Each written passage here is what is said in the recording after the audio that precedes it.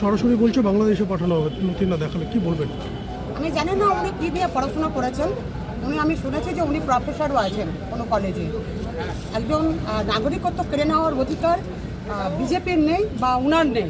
উনার ক্ষমতা থাকলে উনি আমার নাগরিকত্ব কেটে দেখান। বড় বড় ডায়লগ মেরে কোনো কাজ হবে না। আর এখানে উনারা আমাদের দু একটা কথা, কারণ বাংলা যদি না বুঝে তাকে বুঝে কোনো লাভ নেই। এখানে লন্ডভন্ড মানে তাই নয়, এখানে প্রতিরোধ গড়ে তুলব। আর এখানে লন্ডভন্ড করতে আমরা তৃণমূল কংগ্রেস আসি না, বিজেপি এখানে আসে। তারা সম্প্রীতিতে আঘাত হানার চেষ্টা করছে। আজকে মোথাবাড়িতে আজকে যদি বিশৃঙ্খল অবস্থার সৃষ্টি করে থাকে এবং ঘটনাকে বাড়িয়ে থাকে, সেটা হচ্ছে সুকান্ত মজুমদার। তাদের বক্তব্য এবং উনি যেভাবে বলছেন যে গুলি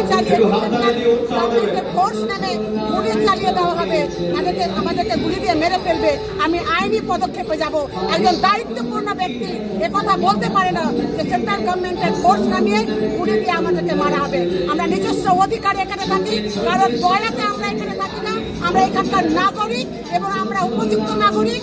আজকে যদি হয়ে থাকে, আজকে অনেক বড় বড় ভাষণ বলছে, আজকে যদি নাগরিকত্বের প্রশ্ন উঠে আসে, তাহলে আমার মনে হয় তাদের নাগরিকত্বটা দেখা উচিত। আমার মনে হয় তাদের নিয়ে নিজেদের প্রশ্ন আছে বলে আজকে আমাদের প্রশ্ন করছে।